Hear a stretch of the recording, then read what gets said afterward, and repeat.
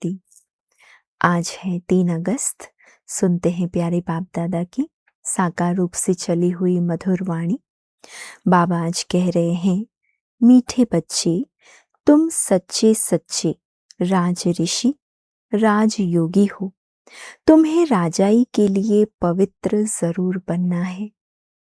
तुम सच्चे सच्चे राज ऋषि राजयोगी हो। तुम्हें राजाई के लिए पवित्र जरूर बनना है। आज का प्रश्न, कौन सा अटेंशन राजाई के लायक बना देता है?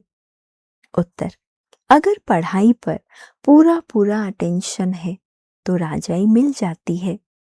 बाप जो सुनाते हैं उसे अच्छी रीति सुनकर धारण करो। पढ़ाई पर अगर अटेंशन हो, बाबा जो सुना रहा है उसे अच्छी रीति सुनकर धारण करो तो राजाई मिल जाती है।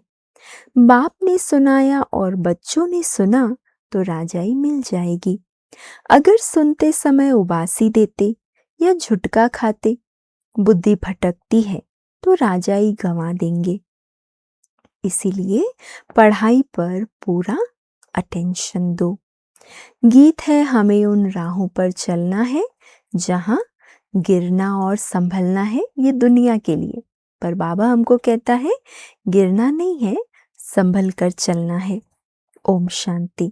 रूहानी बाप रूहानी बच्चों प्रति समझा रहे हैं।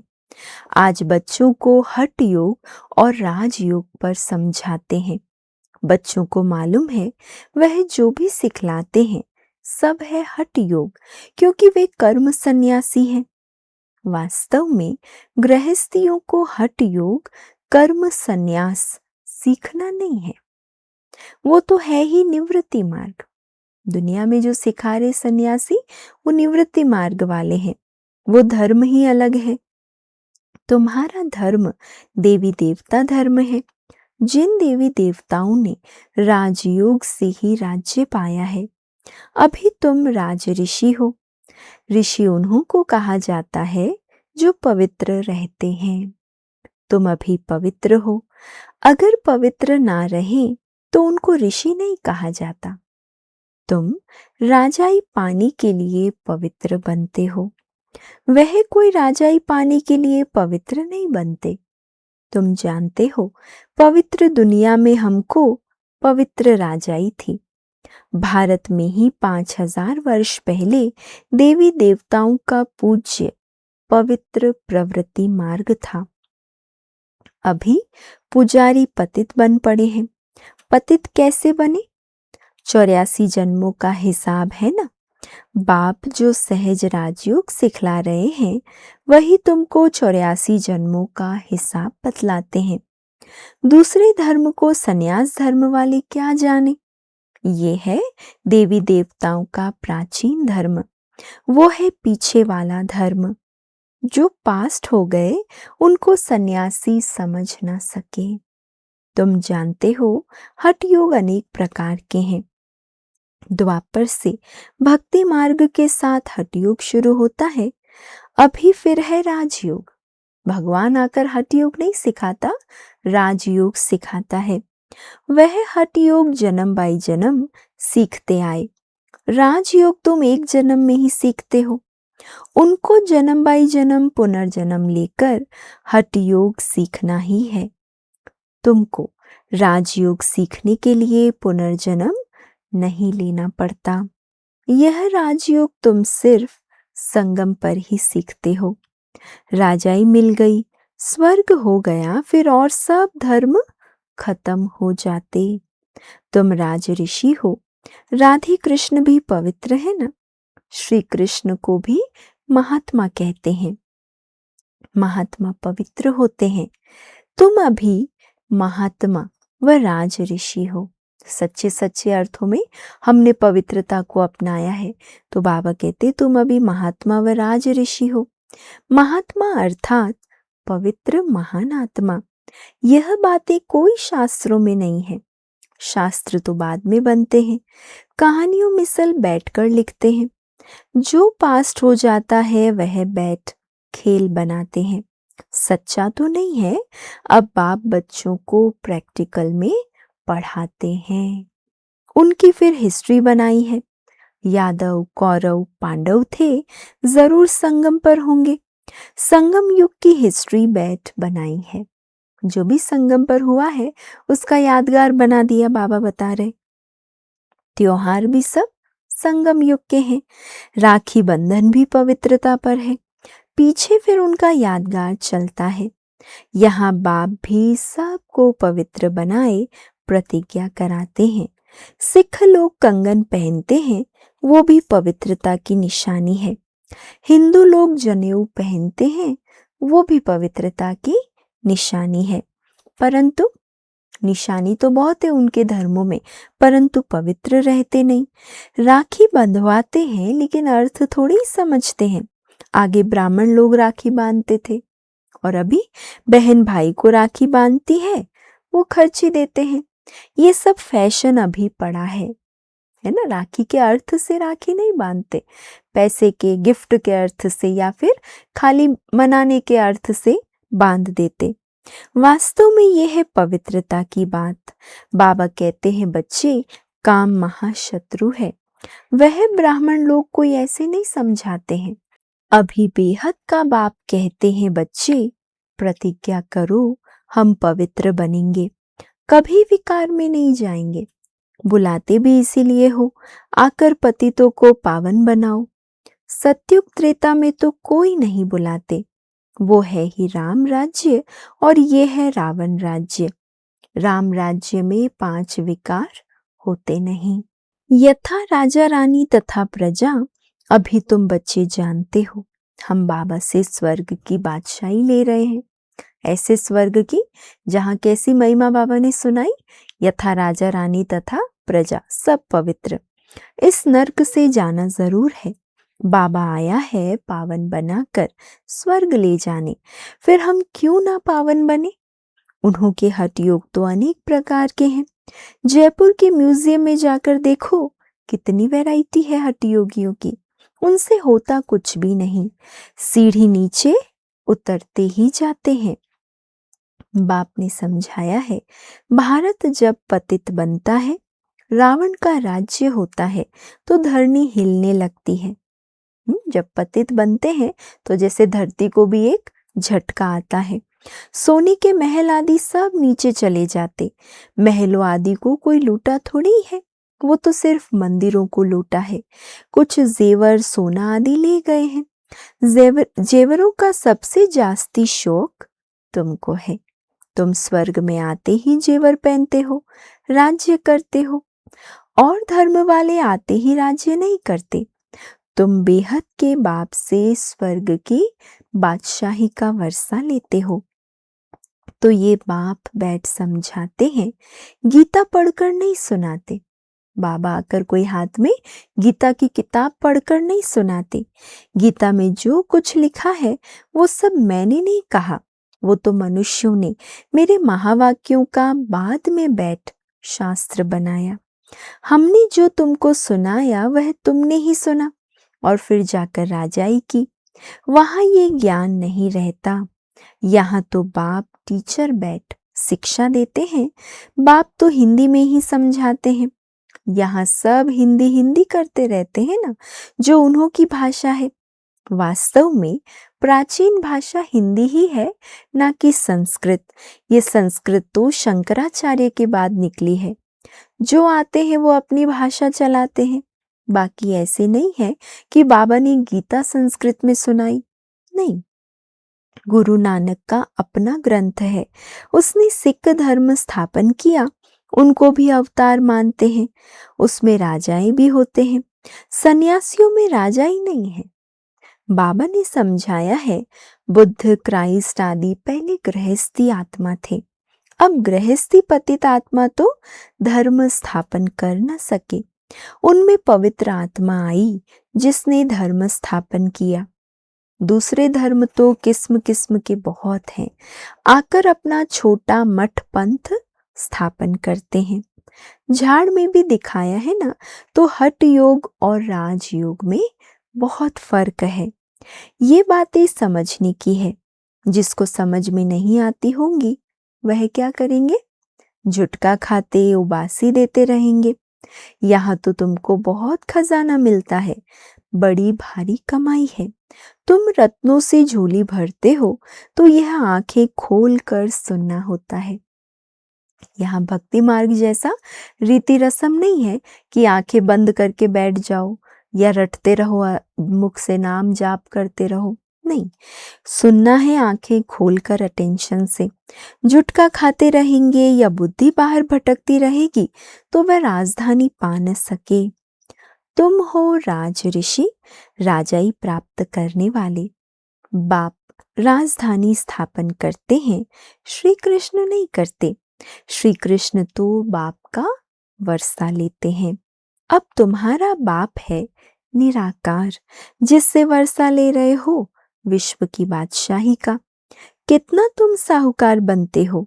यहाँ एक ही बाप आकर राजयोग सिखलाते हैं, सो भी घूमो फिरो खाओ पियो, सिर्फ बाप को याद करो। साहूकार जरूर अच्छी रीति खाएंगे, वो तो अपनी कमाई का फल खाते हैं। मालपुड़ा खाओ या रोटी खाओ, याद करना है बाप को। किसको याद करना है? बाबा को। भल कुछ भी खाओ, पैसा तब किसके लिए है? बाबा कोई मना नहीं करता है ना, अच्छे से रहो खाओ पियो घूमो, मना नहीं करता। सिर्फ बाबा से योग लगाना है। इस राजाई स्थापन करने में खर्चा नहीं है, उस लड़ाई आदि में तो कितना खर्चा होता है। एरोप्लेन पर कितना खर्चा होता है, गिरते हैं तो एकदम खत्म हो जाते, कितना नुकसान हो जाता है। तो बाबा कहते हैं चलते फिरते बाप को याद करो, स्वदर्शन चक्र फिराते रहो। हमने 84 जन्म पूरे किए हैं, अब चले वतन की ओर। घर जाकर फिर आए राजाई करेंगे। तुम एक्टर्स हो ना, वह बाइस्कोप तो 2-2.5 घंटा चलते हैं और ये बेहद का नाटक 5000 वर्ष चलता है। इनको मनुष्य ही जान सकते हैं। दुनिया है कांटों का जंगल, बड़े ते बड़ा कांटा है विकार का, जो आदि मध्य अंत दुख देते हैं। दूसरे नंबर का कांटा है क्रोध। उनकी निशानी ये महाभारत लड़ाई देखो। कोई बात में गुस्सा आया तो झट बॉम्ब शुरू कर देंगे। अभी तो ऐसे ऐसे बॉम्ब्स बनाए हैं जो बात मत पूछो। सतयुग में कोई लड़ाई आदि नहीं होती, संगम पर ही ये महाभारत लड़ाई दिखाई है। दूसरे कोई शास्त्र में लड़ाई की बात ही नहीं। वहां तो सारे विश्व के तुम मालिक रहते हो, लड़ाई की बात हो ना सके। शास्त्रों में असुरों और देवताओं की लड़ाई दिखाई है, परंतु देवताएं अहिंसक है। तुम योग बल से विश्व के मालिक बनते हो, ये है साइलेंस बल। इसमें कुछ तुमको बोलना नहीं है। याद के बल से तुम बाबा से विश्व की बादशाही लेते हो, फर्क देखो कितना है। साइंस बल से विनाश होता है, उसी साइंस से फिर सतयुग में दुख सुख देखेंगे। साइंस से इन्वेंशन करते हैं, वो सुख के लिए करते हैं। ये भी आकर कुछ ज्ञान लेंगे। प्रदर्शनी में तो सब आते हैं, आगे चल सब आएंगे। तुम्हारे इस साइलेंस बल का आवाज निकलेगा। तुम प्रश्न पूछते हो गीता का भगवान कौन है? ऐसे प्रश्न कोई पूछ न सके। जहां ये प्रश्न लिखते हैं तो उनके साथ चित्र भी दो। गीता का भगवान परमपिता परमात्मा या श्री कृष्ण, जो पूरे 84 जन्म लेते हैं। पतित से पावन बनाने वाला तो बाप ही है। श्री कृष्ण की आत्मा तो 84 जन्म ले सांवरी बनी है। उनको बैठ समझाते हैं, तुमने 84 जन्म लिए, तुम अपने जन्मों को नहीं जानते हो। एक्टर्स को पता तो होना चाहिए ना कि हम 84 जन्म कैसे लेते। सन्यासियों का धर्म ही अलग है। भारतवासियों को अपने धर्म का पता ना होने के कारण और धर्मों में जाते रहते हैं। किसी गुरु के आशीर्वाद से किसको धन मिल गया तो उनके पीछे चटक पड़ेंगे। फिर देवाला निकला तो कहेंगे खुदा की भाभी। बच्चा मिला, बहुत खुशी होगी। अच्छा 10-12 दिन के बाद बच्चा मर गया तो कहेंगे ईश्वर की भावी, इनको जिंदा करना हमारे हाथ में नहीं है। बाबा के बहुत ऐसे मिसाल देखे हुए हैं, ऐसे ऐसे बहुत होते हैं। यहाँ तो बाप बैठा है, बाप बच्चों को समझाते हैं, मीठे मीठे बच्चों पावन बनो। याद है जब महाभारी महाभारत लड़ाई लगी तो द्रौपदी ने पुकारा था, बाबा हमको ये दुशासन नग्न करते हैं, हमको इनसे बचाओ। 5000 वर्ष की बात है। इन अबलाओं पर अत्याचार इस विष पर ही होते हैं। कई तो स्त्रियां भी ऐसी होती है जो विष बिगर रह नहीं सकती। उन्हों का नाम भी रखा है सूपनखा, पूतना। जो विष के लिए तंग करते हैं वो है कंस, जरासंधी, शिशुपाल। ये सब विनाश को तो पाने ही है। इस समय है आसुरी रावण राज्य, फिर होगा ईश्वरीय राज्य। इस सारे चक्र को तो तुम जान गए हो कि कैसे 84 जन्म लेते। ये भूलता तब है जब विकार में जाते हैं। विकार में जाने वाले का मुंह ही पीला हो जाता है। खुद ही समझते हैं हमने ये क्या कर दिया। बाबा कहते हैं, बच्चे इस विषय गटर में मत जाओ, ये तुमको आदि मध्य अंत दुख देने वाला है, इसमें ना पड़ो। कसम उठाओ हम कभी विकार में नहीं जाएंगे। भगवानुवाच है, काम महाशत्रु है। हर एक चित्र में पहले तो ये लिखो, ज्ञान सागर पतित पावन, गीता ज्ञान दाता शिव भगवानुवाच। तो फिर श्री कृष्ण का नाम उड़ जाए। हमको गीता का भगवान बैठ ये बतलाते हैं, वही ज्ञान हम लेते हैं। भगवान ही आकर नई दुनिया स्थापन करते और पुरानी दुनिया का विनाश होता है। रुद्र ज्ञान यज्ञ है ना, असुल है शिव बाबा, रुद्र बाबा नहीं कहेंगे। बॉम्बे में बाबूरी नाथ का भी मंदिर है। अब बबुल कहा जाता है कांटों को। बाबूरी नाथ नाम क्यों रखा है ये कोई समझते नहीं। चित्र तो शिव का ही है, बाकी तो अनेक नाम रख दिए। शिव बाबा ही आकर कांटों के जंगल को फूलों का बगीचा बनाते हैं। वही तुम्हारा बाबा है, उनका नाम है शिव। शिव परमात्माय नमः, ब्राह्मण देवी देवताय नमः अक्षर बिल्कुल क्लियर है। अब वह परमपिता परमात्मा बैठ इस रथ द्वारा समझा रहे हैं, हूबहू जैसे लौकिक बाप समझाते हैं। बच्चे हमारे कुल को कलंक नहीं लगाना, कोई खराब काम नहीं करना। ये बाबा भी कहते हैं, बच्चे विकार में तो कभी नहीं जाना। पवित्र बनने बिगर स्वर्ग में ऊंच पद पा नहीं सकेंगे। बहुत जबरदस्त कमाई तुम कर रहे हो, बाकी सब गंवा रहे हैं। भल कोई के पास पदम है, बड़े बड़े महल बना रहे, लाखों रुपए खर्च करते। तुम समझते हो वे सब वेस्ट ऑफ टाइम है, ये कुछ काम आएगा नहीं, सब खत्म हो जाएगा। वो तो समझते हैं 10-12 हजार वर्ष चलेंगे। तुम बच्चे जानते हो मौत तो सामने खड़ा है सिर पर। थोड़े समय के अंदर ये अर्थक्वेक आदि हो, सब डावाडोल हो जाएगा। अर्थक्वेक आदि में अनगिनत मर जाते। अब तो विनाश होना ही है।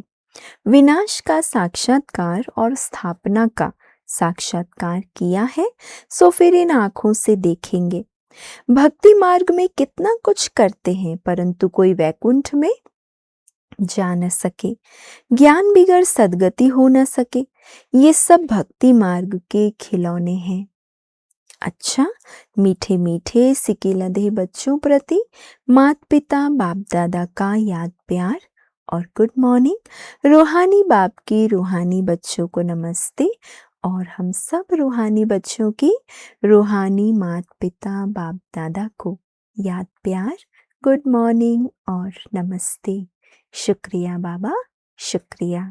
धारणा के लिए आज का मुख्य सार है, पहला, कुल कलंकित करने वाला कोई भी खराब काम नहीं करना है। पवित्र बनने की अपने आप से प्रतिज्ञा करनी है। दूसरा, अब अपना टाइम और मनी वेस्ट नहीं करना है। फूलों के बगीचे में चलने के लिए कांटे निकाल देने हैं। वरदान, अलौकिक खेल और खिलौनों से खेलते हुए सदा शक्तिशाली बनने वाले अचल अडोल भव। अलौकिक खेल और खिलौनों से खेलते हुए सदा शक्तिशाली बनने वाले अचल अडोल भव। अलौकिक जीवन में माया के विघ्न आना भी एक खेल है। जैसे शारीरिक शक्ति के लिए खेल कराया जाता है, ऐसे अलौकिक युग में परिस्थितियों को खिलौना समझकर ये अलौकिक खेल खेलो। इनसे डरो या घबराओ नहीं। सर्व संकल्पों सहित स्वयं को बाप दादा पर बलिहार कर दो। सर्व संकल्पों सहित स्वयं को बाप दादा पर बलिहार कर दो, तो माया कभी वार नहीं कर सकती। रोज अमृत वेले साक्षी बन स्वयं का सर्व शक्तियों से श्रृंगार करो, तो अचल अडोल रहेंगे। रोज अमृत वेले साक्षी बन स्वयं का सर्व शक्तियों से श्रृंगार करो, तो अचल अडोल रहेंगे।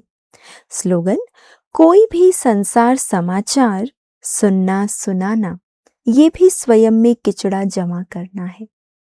हम तो स्वच्छ होली हंस बन रहे ना, तो बाबा कहते कोई भी संसार समाचार सुनना या सुनाना, ये भी स्वयं में किचड़ा जमा करना है। अव्यक्त इशारा है आज का। इस महीने की थीम क्या है? अपवित्रता के बीज को समाप्त कर संपूर्ण स्वच्छ पवित्र बनो। बाप दादा का मुख्य फरमान है, निरंतर याद में रहो और मन वचन कर्म से पवित्र बनो।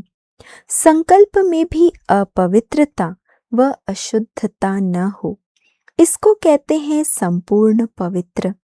संकल्प में भी अगर पुराने अशुद्ध संस्कार टच करते हैं, व्यर्थ संकल्प चलते हैं या स्वप्न आते हैं, तो भी संपूर्ण पवित्र नहीं कहेंगे। इसीलिए पवित्र भव योगी भव के पहले पाठ को स्वरूप में लाओ, तब ही बाप समान और बाप के समीप आने के अधिकारी बन सकते हो। अच्छा, ओम शांति।